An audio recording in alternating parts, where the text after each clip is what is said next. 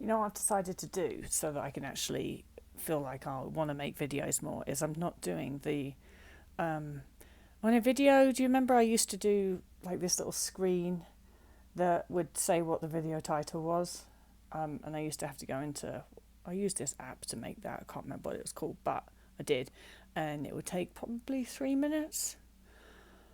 And that is just how lazy I am. That sometimes I think, oh, I could go and make a video. And then I think, oh, fuck's sake, then I have to go into that app and make that stupid little screen. And it'll take 3 minutes and it's really boring. And then I don't make the video because I just can't be asked. But so now what I've told myself is, you know what? The pressure is off. You don't have to go and put that little thumbnail screen on the video, and nobody will really care that much. And that actually has made my attitude towards making videos a lot better, because now I'm like, oh, I just make a video and then I don't have the, oh, I have to make the thumbnail, God's sake, feeling. Anyway, back to making a video. This is a question from Mary, who says, hi Tabitha, I have 2 questions and I'd be so happy to have some answers. The first is, what is holding me back from fully recovering from a cycle of eating disordered behaviours I've been going through for so long? 4 years ago, I had the active type of anorexia, followed by bulimia for over a year. I went into therapy, and since then, I do not have a full clinical eating disorder anymore. In brackets, big step back then. I've made some huge improvements which allow me to eat quite intuitively, not exercising excessively anymore, and not restricting, binging, purging for 80% of the time, and still being able to accept my body. Still, I fall back into behaviours, exercising, not counting calories, and purging once in a while. I've learned how to cope with it, be gentle with myself, and go back to unrestricted eating, and still seeing the progress in recovery.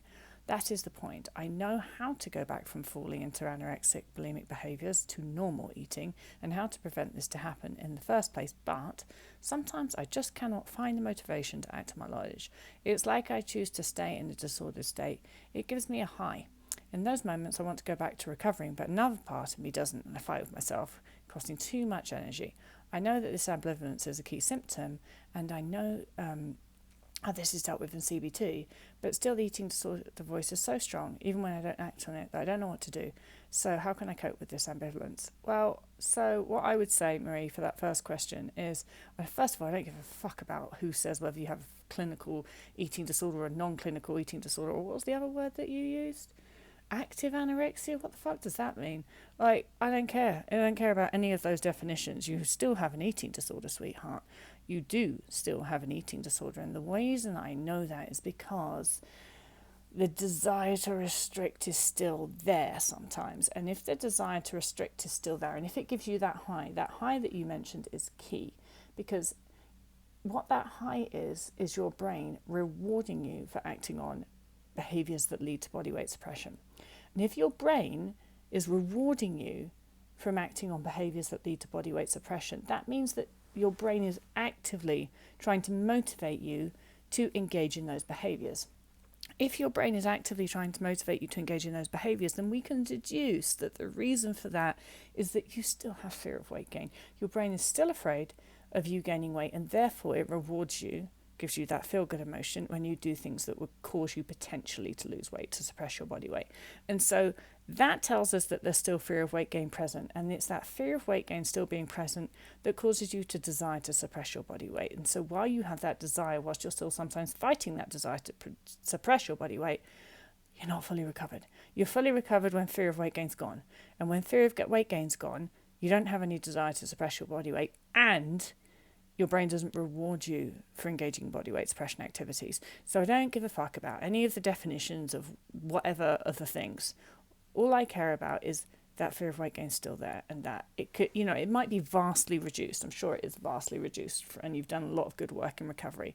But it's still there, which means you're still not fully recovered, which means everything that applies to somebody in recovery applies to you right now. That means you can't engage in excessive exercise. I mean, no one should be doing that anyway, whether you're in recovery or not. But it means that you have to eat without restriction. Same, people should eat without restriction whether they're in recovery or not.